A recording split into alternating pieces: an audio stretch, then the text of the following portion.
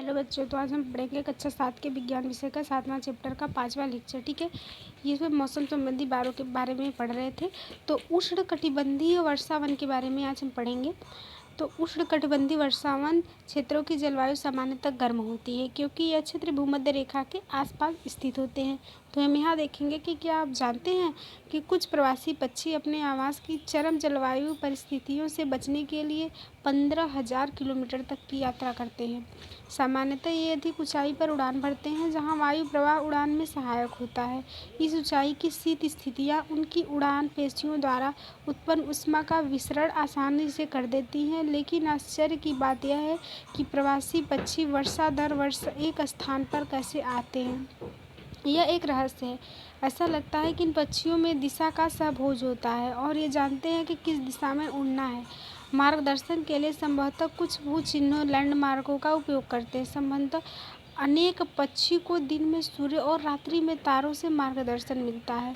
इसके भी कुछ प्रमाण हैं। पक्षी की दिशा का पता लगाने के लिए पृथ्वी के चुंबक क्षेत्र का उपयोग करते हैं। केवल पक्षी ही ऐसे जंतु हैं जो प्रवास करते हैं। अनेक स्तनधारी जंतु हैं जो अनेक प्रकार की मछलियों और कीट भी अधिक अनुकूलन जलवायु की तलाश में मौसमी रूप से प्रवास करते हैं। सबसे सर्द महीनों में भी तापमान सामान्यतः 25 डिग्री सेल्सियस से अधिक होता है। कहाँ पे? भूमध्य रेखा के आसपास इसी क्षेत्रों में तापमान जो होगा, सब गर्मियों में तापमान 40 डिग्री सेल्सियस से अधिक हो जाता है। वर्ष भर दिन और रात की लंबाई लगभग बराबर होती है। इन क्षेत्रों में प्रचुर मात्रा में वर्षा होती है। इन क्षेत्र की एक प्रमुख विशेषता उष्णकटिबंधीय वर्षावन है। उष्णकटिबंधीय वर्षावन भारत के पश्चिमी घाटों और असम में पाए जाते हैं। इसके अतिरिक्त ऐसे वन दक्षिण पूर्व एशिया, मध्य अमेरिका और मध्य अफ्रीका में पाए जाते हैं। सतत गर्मी और वर्षा के कारण इन क्षेत्रों में विभिन्न प्रकार के पादप और जंतु पाए जाते हैं। वर्षावनों में पाए जाने वाले प्रमुख प्रकार के जंतुओं में बंदर, कपी, एप्स, गुरिल्ला, चीता, हाथी, तेंदुआ, छिपकली, सर्प, पक्षी और कीट हैं। आइए हम सब गर्म आर्द्र जलवायु के लिए इन जंतुओं के अनुकूलन के बारे में अध्ययन करेंगे। वर्षावनों में जलवायु परिस्थितियाँ अनेक किस्मों के जंतुओं की विशाल जनसंख्या के जीवन यापन के लिए अत्यधिक उपयुक्त है। चूँकि जंतुओं की जनसंख्या अधिक होती है, अतः उनमें भोजन के और आश्रय के लिए सघन प्रतिस्पर्धा होती है। अनेक जंतु वृक्षों पर रहने के लिए अनुकूलित होते हैं। लाल नेत्रों वाले मेढक के पैरों के तलवे चिपचिपे होते हैं जो उन्हें उन वृक्षों पर चढ़ने में सहायता करते हैं जिन पर वे रहते हैं। वृक्षों पर रहने में सहायता के लिए बंदरों की लंबी पूंछ होती है जो शाखाओं को पकड़ने में सहायता करती है। यहाँ पे चित्र में दिखाया गया है लाल नेत्र वाला मेढक।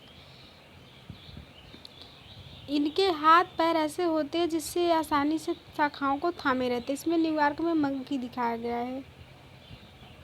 क्योंकि इन वनों में आवास करने वाले जंतुओं में भोजन के लिए परस्पर प्रतिस्पर्धा होती है और कुछ जंतु ऐसे हैं जो भोजन को प्राप्त करने के लिए अनुकूलित होते हैं जहां अन्य जंतु आसानी से नहीं पहुंच सकते।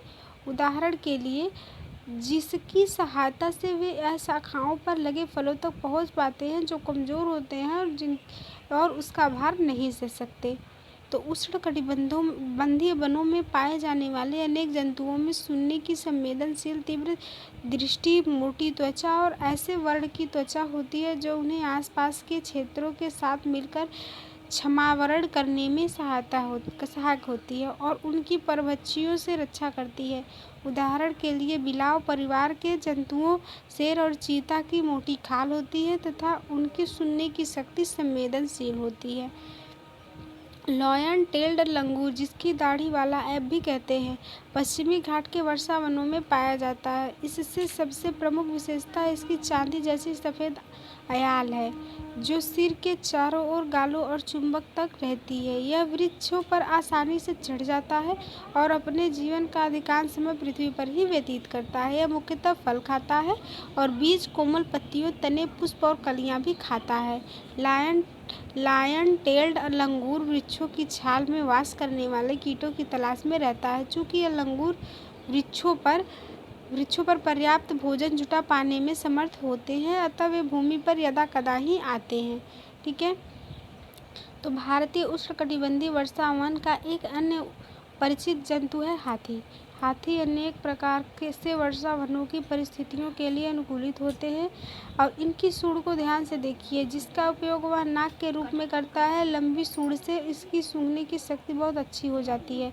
हाथी द्वारा सूंड का उपयोग भोजन को उठाने के लिए भी किया जाता है। यद्यपि यह बाहर दंत होते हैं, जिन्हें रद कहते हैं, वास्तव में रूपांतरित दंत होते हैं। इन दांतों से हाथी अपने पसंद की वृक्षों की छालों को आसानी से छील सकते हैं।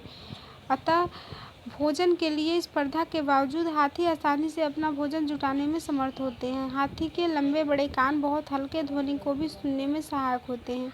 वर्षावनों की गर्म और आर्द्र जलवायु में हाथी को ठंडा रखने के लिए उसके कान सहायक होते हैं। तो हम प्रमुख शब्द देखेंगे जो इस चैप्टर में उपयोग किए गए हैं।